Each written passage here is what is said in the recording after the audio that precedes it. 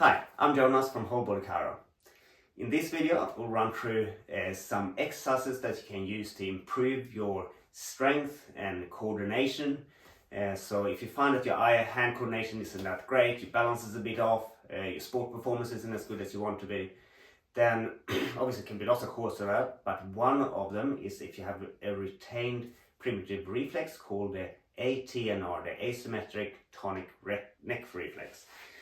So that's a reflex that has to do with your neck and limb movement. So basically, if you turn your head to your right, that same arm and leg will kick out straight, while the opposite arm and leg is staying bent or starting to bend. So that reflex lives in the lower in the brainstem here. So if you move your neck, that movement gets registered by the spinal nerves. They feed up into the brainstem here, into the medulla and the pons, and from there it goes straight back out. This tendency to straighten the same side and flex the opposite side. And the thought is that the reason we have that reflex as a baby is to help with some early movement patterns before the high sensory brain are developed and can control movement properly. So for example, as the baby works itself through a birth canal, as it pushes through, all of a sudden the head is going to be forced to turn a certain way, and it will cause that same arm and leg to push and straighten out and help the baby to assist the mom in pushing through the birth canal. And then all of a sudden it goes the other way and it sort of works its way out. Later on, as the baby starts to have floor time, lying on the back, we'll have a function there as well. The baby lies like this, and then something catches his attention over this, it turns his head. Then the same arm and leg going to kick out straight, which is going to make them overbalance in that direction and start to help them to roll onto the stomach. So the reflex should be strong in those early stages of development. Once they get onto the stomach, they start to build up the back extensor muscles, starting to crawl. Then if that reflex stays persistent, it's going to interfere with the baby's movement pattern. So say that the baby is on all four and reaching out to grab something here. They're looking that way, they're straightening that arm, and then if the opposite arm is reflexively collapsing, they're going to land on the head. Or if they're crawling and turn the head and the same leg kicks out straight, they're going to start to sort of drag that behind, but the movement patterns in crawling are going to be awkward, and the baby might choose not to crawl at all or do bum scooting. And crawling is really important to get that upper body, lower body coordination or right-left coordination. So if you don't go through that stage, it's going to interfere with your coordination as an adult and your movement patterns as an adult. So if that inhibiting of those automatic movement linking the neck and the body isn't suppressed properly, we can retrain that as an adult. We can practice getting those higher centers to come down and inhibit that reflex. So you're going to run through some exercises for that next. But first of all, if you just wanted to quickly test if you have a tendency for these reflexes to be present still, then a couple of ways you could do that is one is to stand with your arms forward like that, just film yourself with your eyes closed, turn your head, and if one hand or both hands are starting to twist in the same direction, that's the sign that that reflex is there. Same if you're on all four, have a slight bend in your elbow, and someone turns your head fully around like this and hold it, and you have a tendency for the opposite elbow to flex or bend like that. That'd be a sign once again that that reflex is present. So next up, let's run through some fitness and coordination exercises to work on suppressing this reflex. Okay, let's run through a program that you can use to increase your coordination, your core strength, and work on suppressing your ATNR reflex. So we're going to start in a crunch sort of sit-up position, and from here rhythmically you're going to turn your head and kick out the same arm and leg. So it's just a quick reflexive movement like that. So all we're doing here is activating that ATNR reflex in the brainstem. The next phase after that is to start to teach the higher centers of the brain to take control of this movement pattern, to integrate it into your other more complex voluntary movement patterns.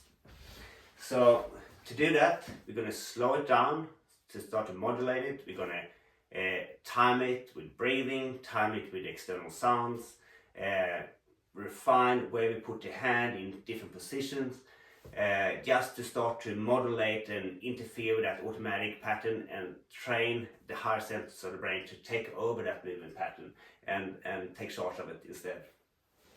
So we're going to use a metronome at 30 beats per minute, so quite slow. Same thing.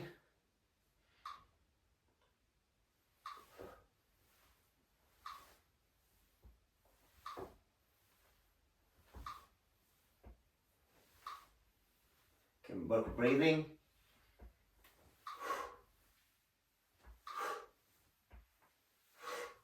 Change hand position.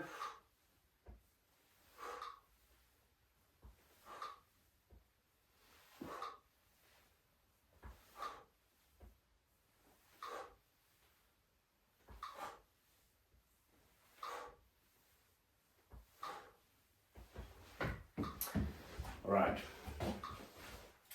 The final phase is to start to override the reflex completely. So when it's active, you have the same arm leg straight, opposite arm leg bent. So you're going to do the opposite here. While the head stays that way, we're overriding it, straightening that arm, then straightening that leg, bending the same leg, bending the same arm. So completely do the opposite to what the reflex dictates at the end there. And once again, we can do it with timing. So let's bring it up to 56 beats per minute.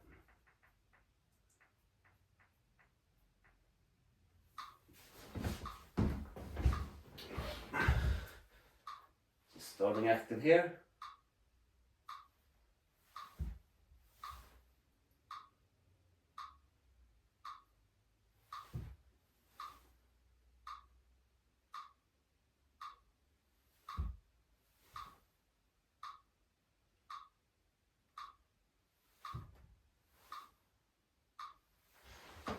Have it.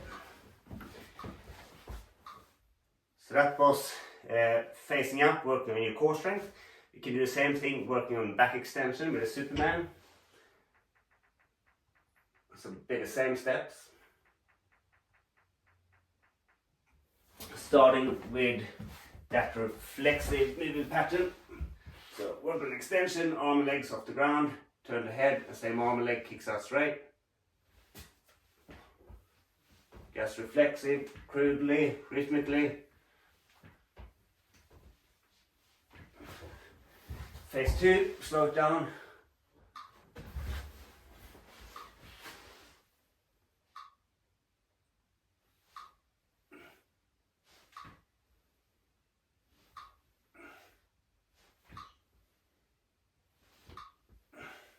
Different positions.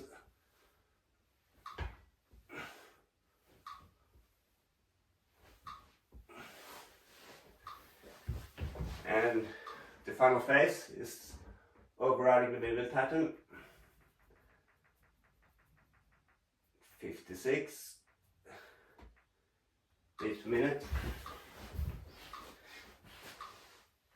So starting in the active position, then override.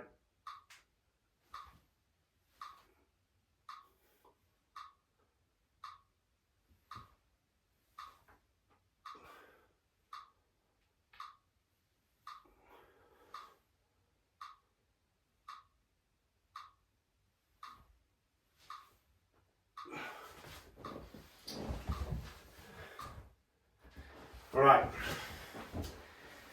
so in terms of how you structure this, you want to start very frequent, short frequent training sessions, so 3 times a day to start with.